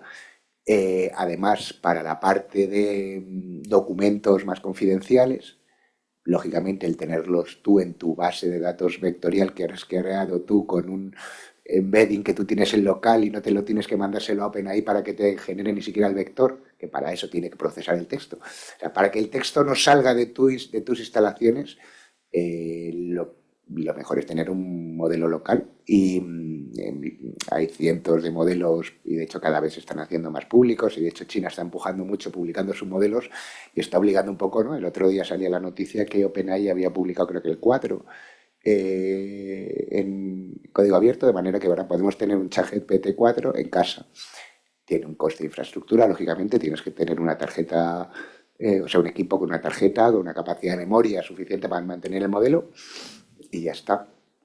O sea, sí que necesitas tener... Y entonces nosotros estamos haciendo las pruebas con... Bueno, nosotros somos un poquito más humildes, tenemos una tarjetita un poquito decente, pero no las que puedan tener estas grandes empresas, pero que sí que podemos tener un modelo, no tiene que ser el último modelo. Daros cuenta que en el RAG no necesitamos que el LLM tenga un conocimiento súper profundo. Lo que necesitamos es que sea capaz de leer el contenido que nosotros les damos, ser capaz de contestar una pregunta sobre ese contenido. Pues al final es esa capacidad de procesado de lenguaje natural que ya desde versiones, o sea, con versiones menos potentes que las que tenemos ahora actualmente, ya funcionaba. Y eso, bueno, pues teníamos una tarjeta un equipo, una tarjeta de 3.000 euros. No es una inversión de locos para una empresa. Pues has hecho una gran pregunta, porque es una preocupación de todos, ¿no? En Banco de España tenemos una política en relación con la información pública de uso interno restringido, que es lo que se permite en nube, ¿vale? En ese sentido, bueno, pues bien sea un producto, porque hay productos ya en nube o bien en infraestructura, pues el Azure, etcétera, solo se permite ese tipo de documentos.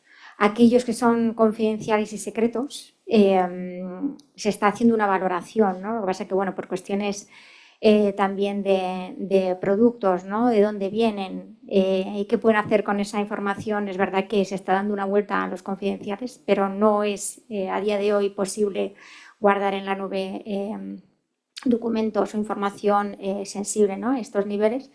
Y se crean infraestructuras locales. O sea, quiere decir, nuestras bases de datos están en infraestructuras locales, todo aquello que sube a la nube tiene que ser ese nivel línea roja, ¿no? de clasificación, y aquellos proyectos que se han hecho con inteligencia artificial, pues por ejemplo, transcripción de audio a texto, ¿no? de sesiones. Se ha creado una infraestructura local impresionante, ¿no? Para poder utilizar esos lenguajes y poder utilizar esa inteligencia artificial. Pero es que al final, bueno, nos pasará a todos, ¿no? Al final todo va hacia la nube.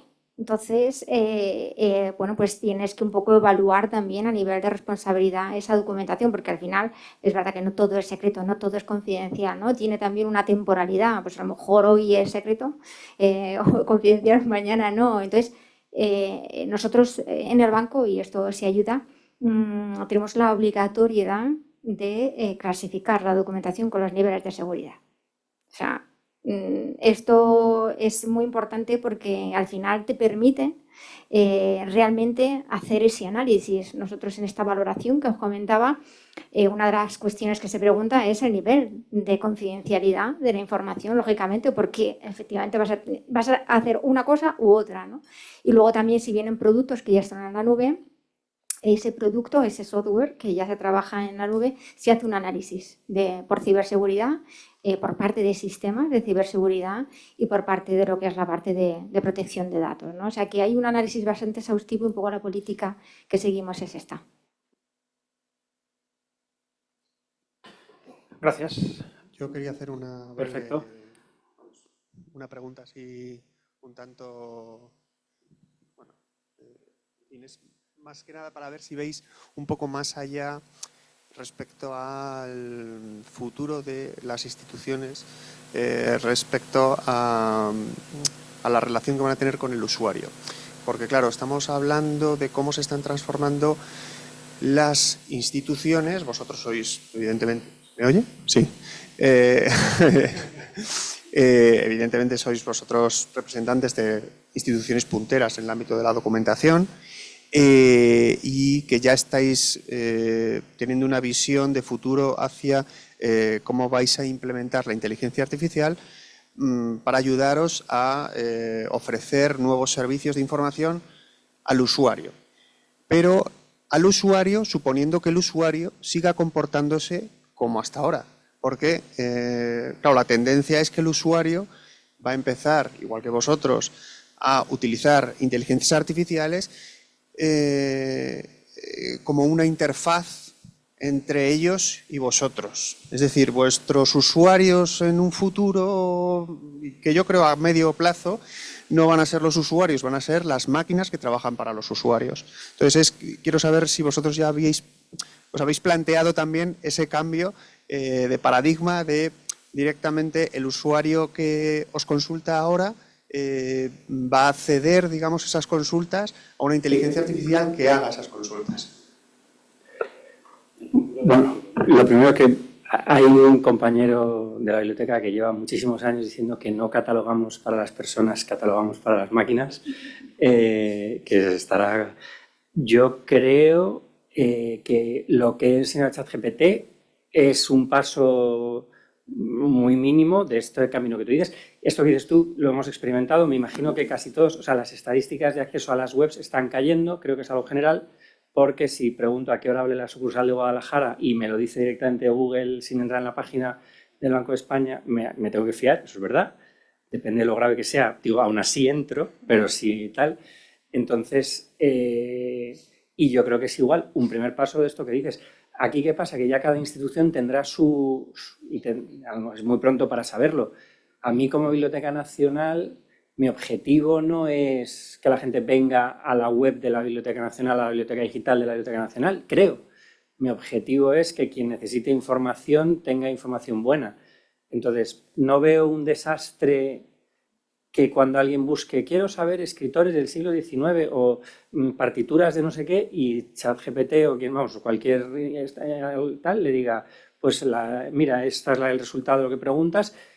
De hecho, ya te incorporan la fuente, nos citarán seguramente, o sea, pero yo esto que dices, por ejemplo, lo veo clarísimo. Es verdad también, lo que sí que me da miedo es trabajar o sea, anticipar mucho tendencias de cosas, porque es que vete tú a saber.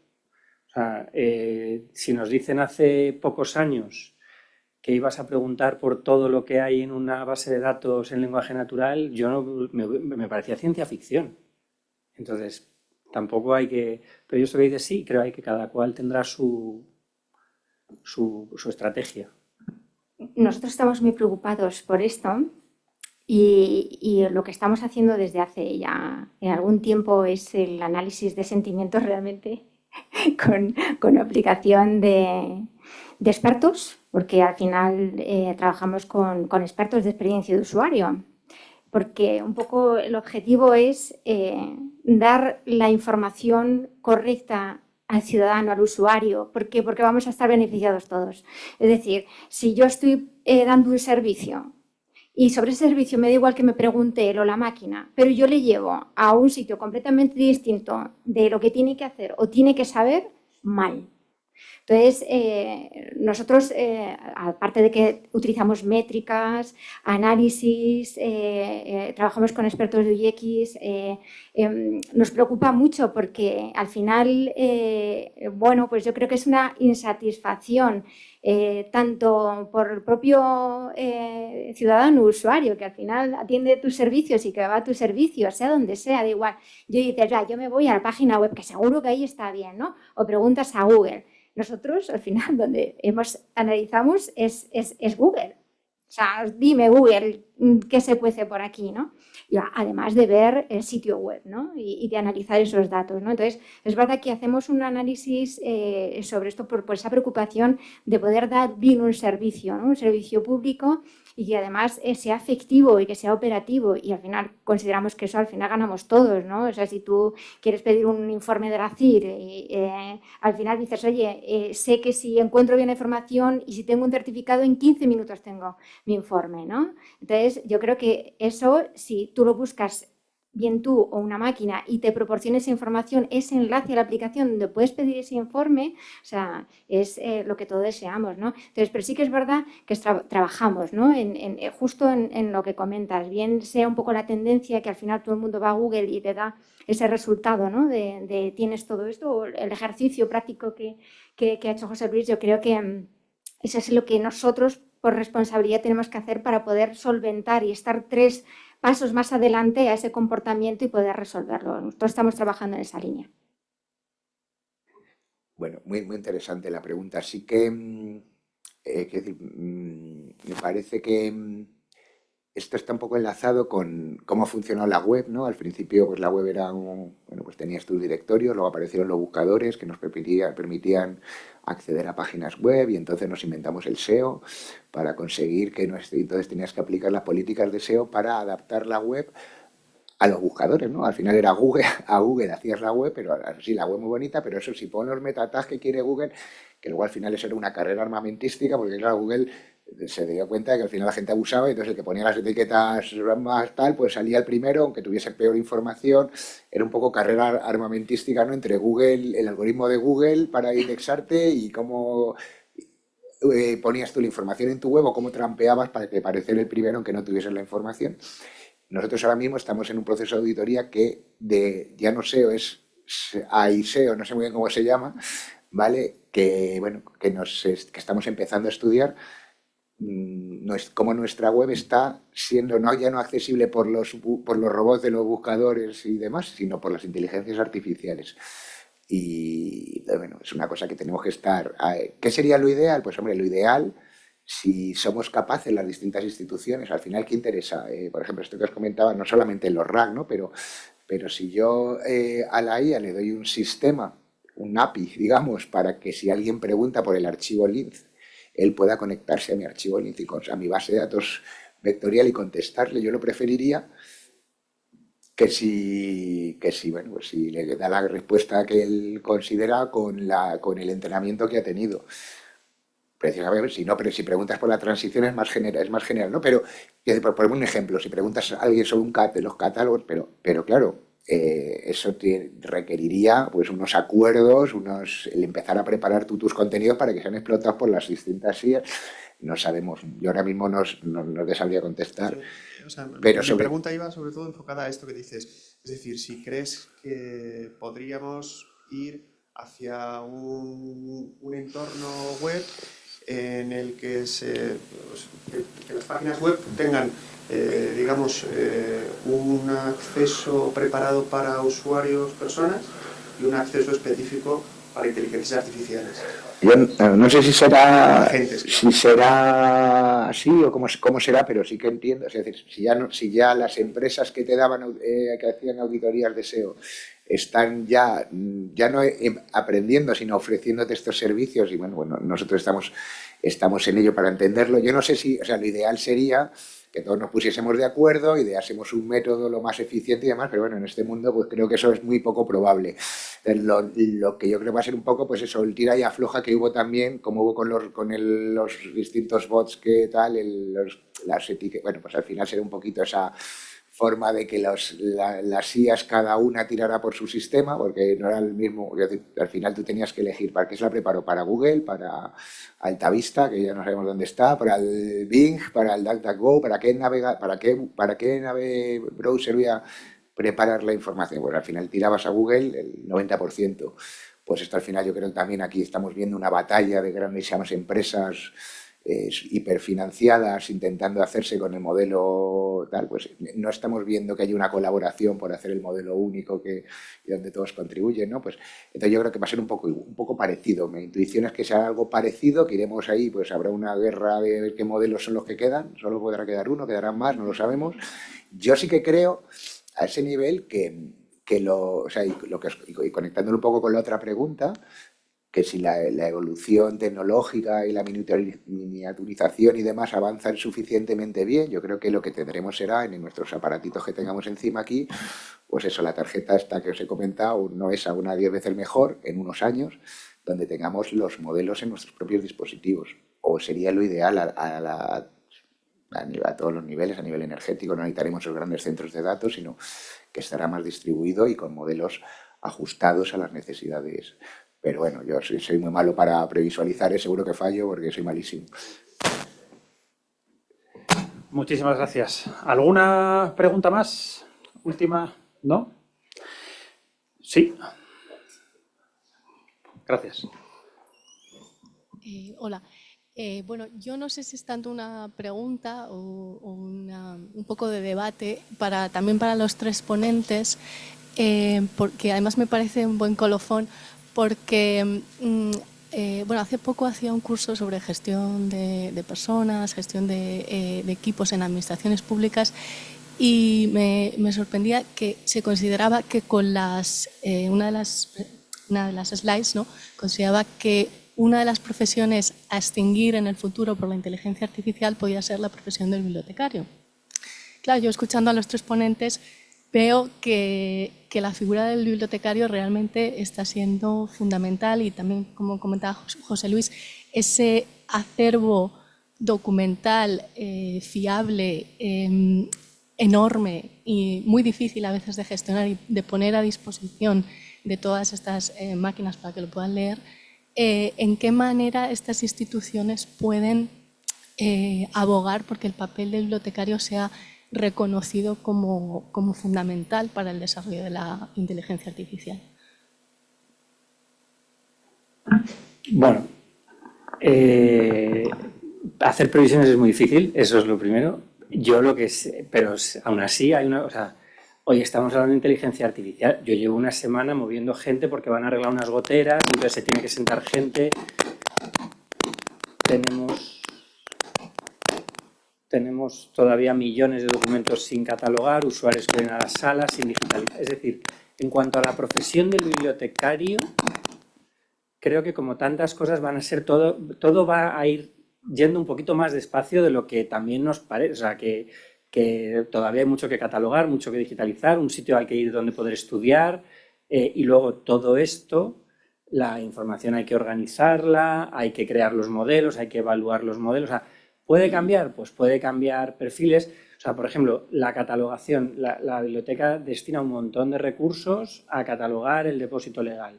Hombre, si nos llega el preprint y que la catalogación es una disciplina estupenda y muy intelectual, lo que es definir el modelo de catalogación y la catalogación de determinados fondos, pero hombre, el proceso de catalogación tiene una parte que tampoco es especialmente enriquecedora, que es que lo que pone aquí lo ponga aquí. O sea, aquí pone que esta es la editorial X y yo tecleo editorial X. Si nos ahorramos muchas tareas de editorial a editorial, pues oye, bienvenido sea, ¿no? Entonces, yo igual tampoco haría muchísimas previsiones. Yo no sé si del futuro de la profesión anda que no habrá habido también y cambiará, ya ha cambiado. O sea, yo, por ejemplo, no sé cuánto afectará la IA. Internet ha cambiado muchísimo, porque claro, la nacional no, porque tenemos el patrimonio y no sé qué, pero en las bibliotecas públicas ha cambiado muchísimo. Todas las enciclopedias han salido por la puerta y están reconvirtiéndose en parte a mucha actividad cultural, o sea, cosas fantásticas, pero súper diferentes de lo que era un servicio de biblioteca pública hace, y en realidad no tanto, 20 años, ¿no? Entonces, no sé si esto es una revolución para la profesión mayor que Internet. A mí Internet es en la evolución de la profesión, poder acceder desde tu casa, decimos al libro digitalizado, al catálogo. Es que se iba a una biblioteca para ver qué había en esa biblioteca en un fichero manual. De esto hace 20... Bueno, tú que has trabajado en la Sala Cervantes, no está todo el fondo antiguo de la biblioteca catalogado. Tienes que ir todavía para saber lo que tiene la biblioteca. Entonces, yo, ya digo, sin hacer previsiones, creo que queda mucha biblioteconomía antigua por delante todavía y que la moderna, será tal, pero que también llevamos adaptando tecnología muchísimo tiempo, ¿no? Y ya la parte de reivindicación de la profesión, si somos útiles, ocupamos el espacio y prestamos un servicio a la sociedad, existiremos y la sociedad nos mantendrá. Si porque no lo somos o porque de otra manera las necesidades de información se cubren de otra manera, pues no, pero ahí hay una parte también de la profesión en el sentido de, por ejemplo, ¿cuánto decimos esto es de tecnología y me desentiendo? Porque yo creo que ahí, y yo esto lo he vivido en muchos compañeros, de primeras, no parece que hablar con alguien como Fernando es facilísimo. O sea, entonces, yo creo que ahí también habrá que defenderlo ejerciéndolo. Bueno, yo insisto en que somos expertos en biblioteconomía, en bibliotecas, en archivos, en centros de documentación. Conocemos muy bien, ¿no? La función que desarrollamos. Como muy bien dice José Luis, nosotros tenemos historia de siglos, ¿no? Tenemos un archivo histórico que a nivel económico es el mejor a nivel nacional y además también trasciende, ¿no? Internacionalmente.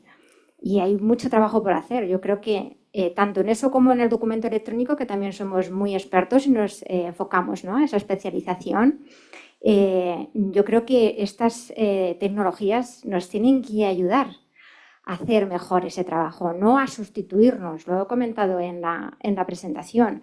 Nosotros en el banco, el área técnica es el área técnica y el área funcional de cómo tienen que funcionar las aplicaciones en relación con gestión documentaria y archivo, somos nosotros quienes las definimos.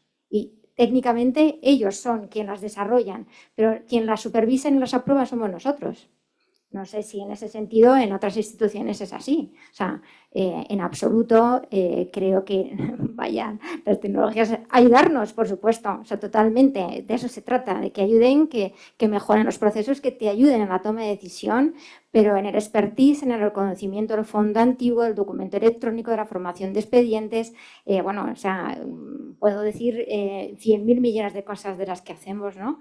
Eso es para lo que tú te formas, para lo que estudias, para lo que te especializas, de lo que tienes experiencia, y yo creo que eso, estas tecnologías nos van a ayudar a hacer cosas que además ahora no podemos hacer. Yo en mi situación, con los equipos que tenemos, hay cosas que dejamos de hacer que serían súper interesantes, como explotar el fondo antiguo, cuestiones que tenemos, ¿no?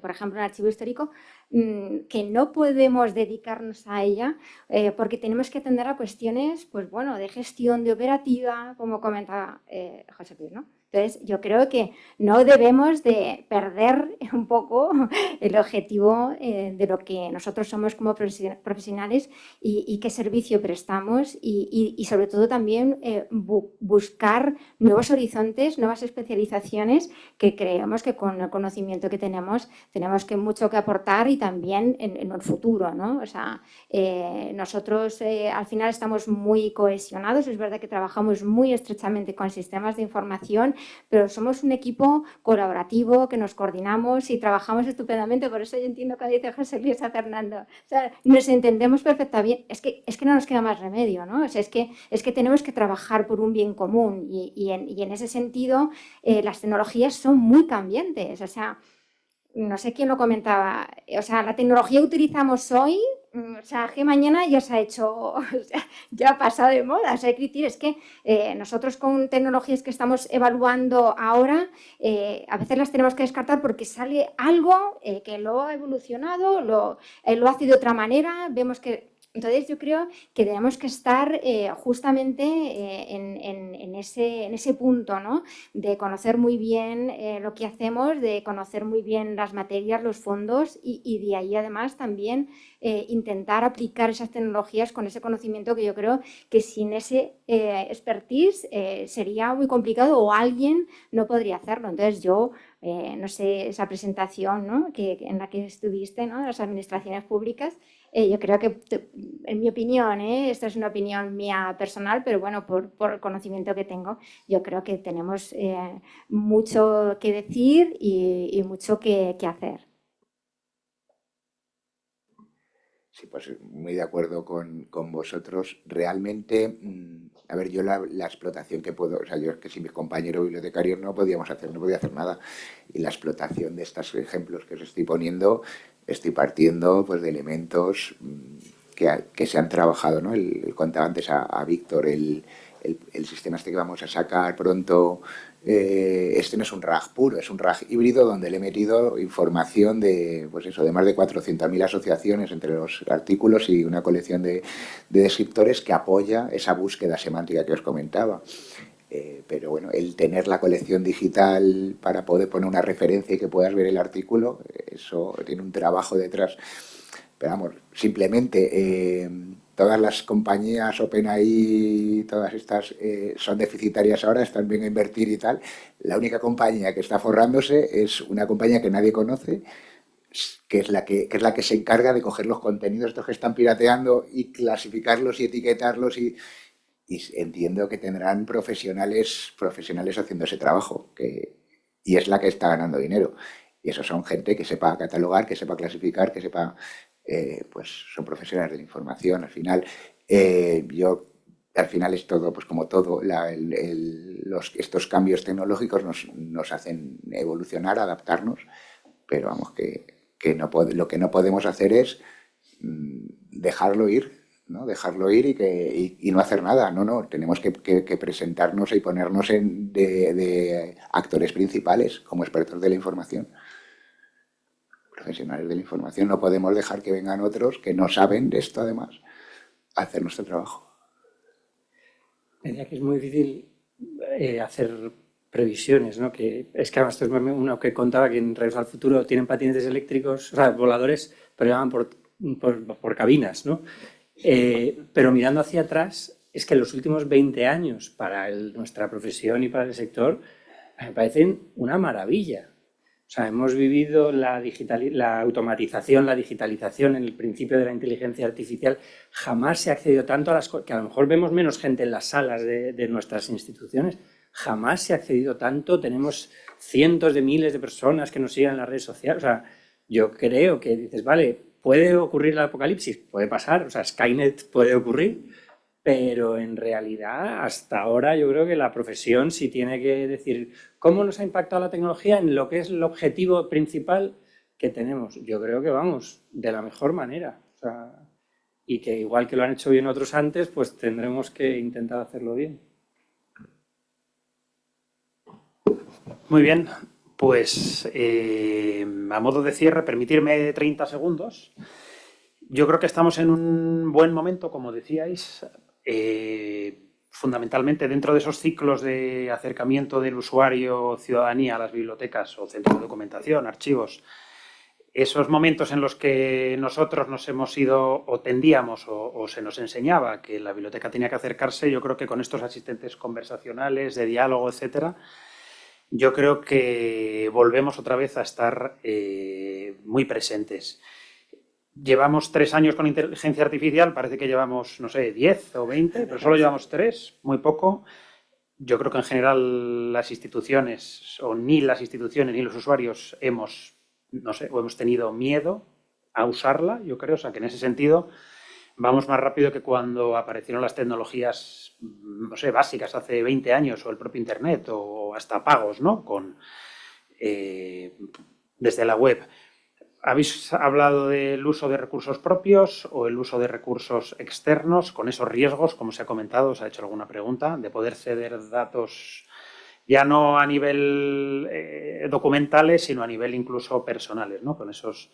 Habéis hablado los tres, yo creo, del aspecto ético, que eso sí que lo tenemos ahí muy presente. Se habló en la anterior mesa, con regulaciones, hay que evitar saltárselas. Haciendo conexión con la anterior mesa el asistente no está, yo creo que aquí, que hablaba de esas... la policía de la IA dijo algo así, creo que usó ese término. Aquí las dificultades, yo creo, son también a saber dónde está la IA, dónde está el servidor, dónde está, etcétera, ¿no? Esto es como en el sector marítimo, ¿no? Dónde está la bandera, dónde está el armador, etcétera, etcétera. Ahí no vamos a poderle poner nada, pero bueno, de vallas.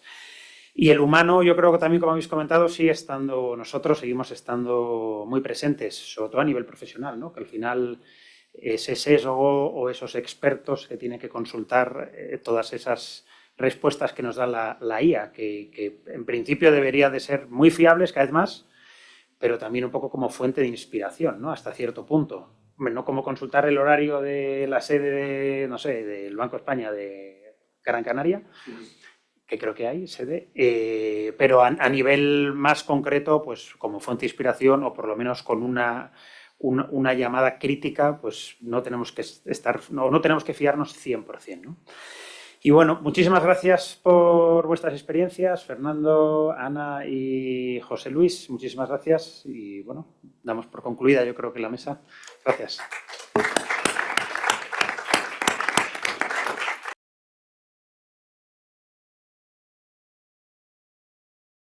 Bueno, pues ha llegado el momento de ponerle punto y final a la jornada Actualízate que hemos celebrado hoy. Ante todo, dar las gracias al Departamento de Biblioteconomía y Documentación de la Universidad Complutense de Madrid, cuya colaboración hace siempre posible este encuentro. Agradecer también a nuestros patrocinadores, ponentes y a todos los asistentes, así como a la Facultad de Ciencias de la Documentación. En su 10ª edición, Actualízate ha puesto el foco en la inteligencia artificial, un tema que ya protagonizó también la edición que celebramos el año anterior. En esta ocasión nos hemos centrado en la IA como un factor de riesgo que obliga a desarrollar políticas de seguridad, privacidad y sostenibilidad. Comenzábamos la mañana con la primera mesa, analizando la regulación de la materia, que nos ha dejado muchísimas conclusiones interesantes. Los beneficios de la inteligencia artificial superan a los posibles riesgos, pero hay que mirar con cautela al futuro. Esos riesgos son precisamente los que deben contemplarse en la regulación, pero siempre fomentando el uso de la IA, no frenándolo. España lidera la regulación no solo en la Unión Europea, sino también en el ámbito internacional. La IA está por encima del conocimiento y por debajo de la sabiduría, nos decían nuestros ponentes, y ese concepto debe estar presente en su regulación. La segunda mesa de la jornada se centraba en los riesgos que implica el uso de la inteligencia artificial. Estamos en un momento de transición hacia modelos en los que tiene un gran peso la explicabilidad. Se está trabajando en incorporar medidas que permitan calificar la incertidumbre en las respuestas para advertir al usuario de esas posibles desviaciones de la veracidad. A veces hay una excesiva complacencia hacia las respuestas que ofrece la IA sin buscar comprobaciones posteriores, nos comentaban también los ponentes en esta mesa. Además, hay que valorar el impacto social, económico y ambiental de la inteligencia artificial y cuestionar todo el sistema de sostenibilidad que la rodea. Hay un desigual reparto de sus cargos y también de sus beneficios. El reto está en encontrar el equilibrio entre lo deseable y lo aceptable, también en términos medioambientales. Por último, hemos cerrado la jornada hoy con 3 casos prácticos: la Fundación Juan March, el Banco de España y la Biblioteca Nacional de España. En todos ellos hay elementos comunes: la incorporación de la inteligencia artificial en los procesos internos y en una toma de decisiones más ágil, y el desarrollo de servicios focalizados en la divulgación y en el beneficio social. Se ha hablado de utilizar la inteligencia artificial para interactuar con los fondos. No se trata de sustituir el trabajo documental, sino de simplificarlo y de fomentarlo. Agradecer por último, agradecer de nuevo a todos los asistentes y colaboradores que haya sido posible esta nueva edición de Actualízate y, por supuesto, dar la palabra a Antonio Carpallo, que va a cerrar la sesión. Muy bien, muchas gracias. Bueno, yo simplemente dar las gracias a todos por haber estado en la Facultad de Ciencias de la Documentación.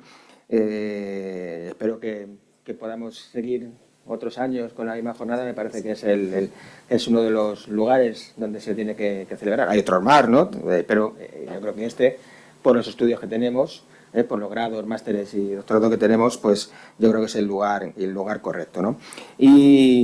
Y bueno, hablando de todo lo que se ha comentado aquí durante todo el día, me quedaba con alguna de las cosas que se ha dicho al final, ¿no? Que la inteligencia artificial pues, es una herramienta, no nos tenemos que volver locos, ni nerviosos, ni ponernos, como en algunos sitios ya todo lo hacen por inteligencia, todo lo hacen en Internet buscando esa información, cosas médicas, me parece que no hay que volverse loco porque los médicos están ahí y son los médicos, ¿no? Y pongo el ejemplo de los médicos, pero cualquier otro ejemplo nos puede valer, ¿no? Y que lo tenemos que tomar eso como una herramienta que nos puede servir pues, para la toma de decisiones, para guiarnos, para ayudarnos, pero por ahora eso es lo que tenemos, ¿no? Lo que decías el compañero de la Biblioteca Nacional, José Luis, pues que bueno, esto puede ir también lento, que todo hay que tomárselo con calma y hay cosas que todavía se tienen que ir haciendo con tranquilidad, y para eso también están estos estudios, para formar a la gente y que tenga esos conocimientos que luego podrán utilizar. Así que nada, por mí, pues muchas gracias por haber asistido a esta jornada. Espero que les haya sido de utilidad y si no sucede nada nos veremos el año que viene. Así que muchas gracias a todos.